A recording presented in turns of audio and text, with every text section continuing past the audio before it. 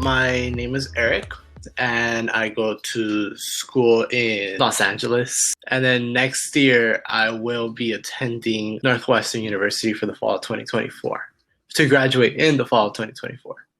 I mean, spring 2024. I'll be attending fall 2020. Thank you. All right, so for our first question, how was your college admissions process like? How did your outlook on education change from middle school? I generally started thinking about like, okay, I really do want to go to college, probably sometime middle of sophomore year. Because even before that, I still had the idea of like, okay, maybe community could seem the way, maybe a trade school. Yeah. But and then it just seemed like, okay, I'm trying this hard to do that. Why not just go all the way and go to a 4 year? I had some sort of phase during my beginning years of high school where I didn't really get as good grades as I would have wanted to. I wasn't as involved as I would have wanted to.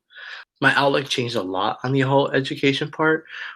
As far as like the college admissions process, like the whole time where I started probably the summer entering my senior year and all, I want to say that it was just overwhelming. Like if I had to describe it in one word, I would choose overwhelming. Why was it overwhelming? It was just a lot. It was a lot of information to take in, especially for me. I had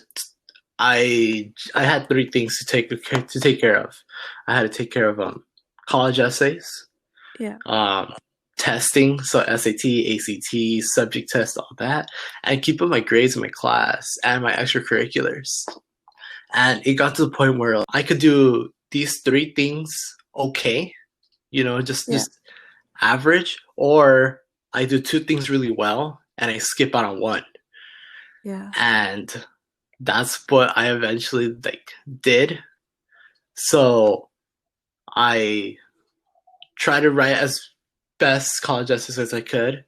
I tried to study as much as for my tests as I could, but my grades and my extracurriculars kind of lacked at the end. I wasn't as involved in my clubs, like even the clubs where I was president. I want to say like I wasn't as good as I wanted to be. I understand. And then my grades were horrible. They weren't horrible till the very end. Yeah. I ended up getting the grades that I would get every single semester, but like throughout the whole thing, I was keeping like 3 C's my whole semester until like the very end, where like I decided where I was finally accepted. So I was like, okay, you know what? I could get rid of 2 things, and I just have to worry about my grades. And that was like when it all changed. So you said it was very overwhelming for you. So in what ways have you seen the American college admission system negatively impact students? I feel like I want to talk about this question like more on a personal level. I developed a lot of anxiety during a college admissions process.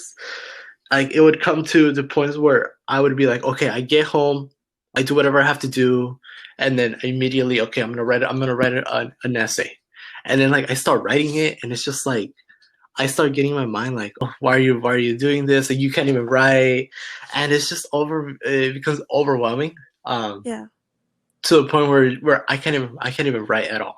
I've noticed it a lot, especially with some other people, where to some of my friends who've applied to a lot of schools and everything, and like they tell me like there was no point of applying to that many schools, all writing all these college essays and all that.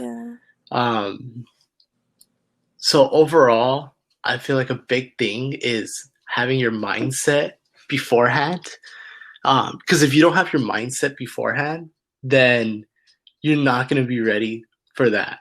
So you have your mindset like, so if you have your mindset like, okay, I'm going to be busy. I'm going to be really, really busy.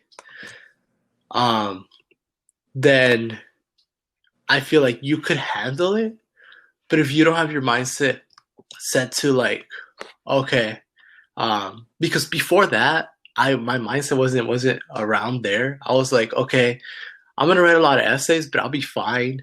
I know I'll be fine. But it was just something that you've never ever experienced before in your life, Yeah. where you have to write essays about yourself, and you have to write multiple about them on multiple different like occurrences, or you have to write like what your thoughts and beliefs are to a certain thing, or for some schools you have to write like why do you like this school, and it's a whole different world where if you have your mindset right beforehand, you'll be completely fine.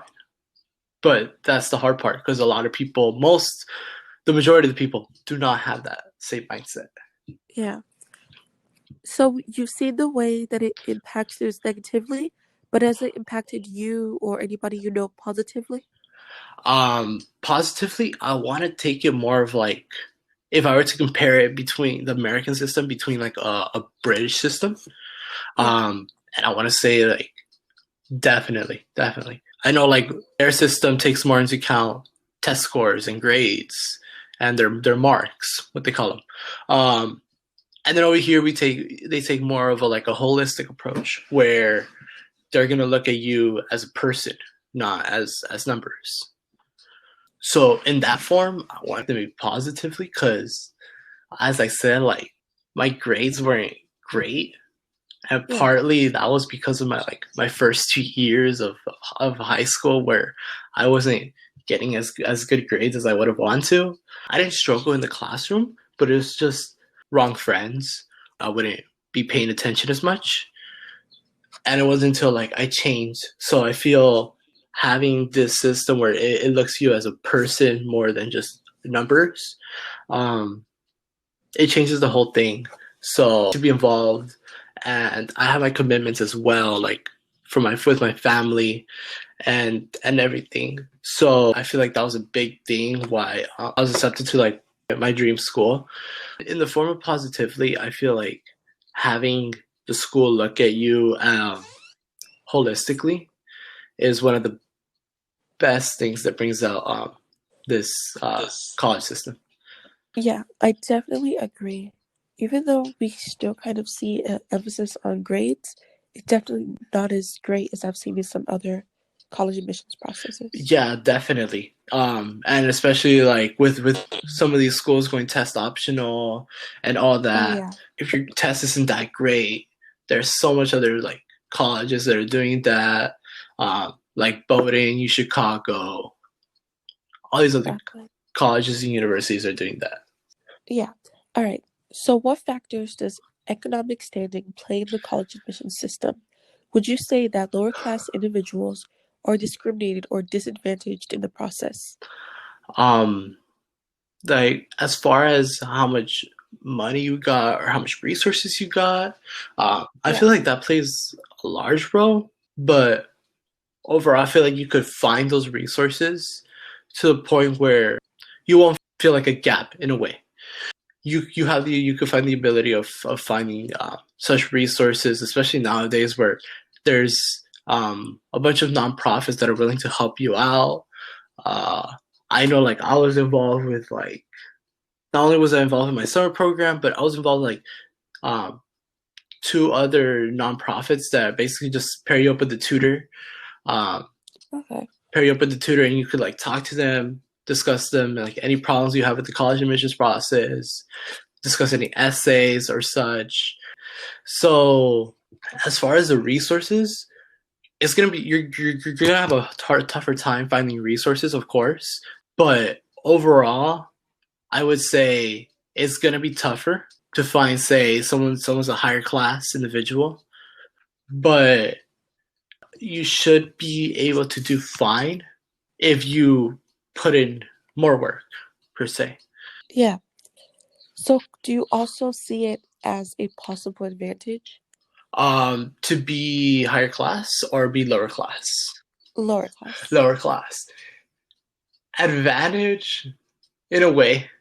In a way, I see it because schools are trying to be diversified per se, and so schools are always looking to bump up their numbers of Pell Grant individuals. Yeah. Of course, generally, like my belief is schools say they're sort of blind, but they could kind of see that in your application of say like, oh, this person's poor, or this person's like middle class, this person's rich.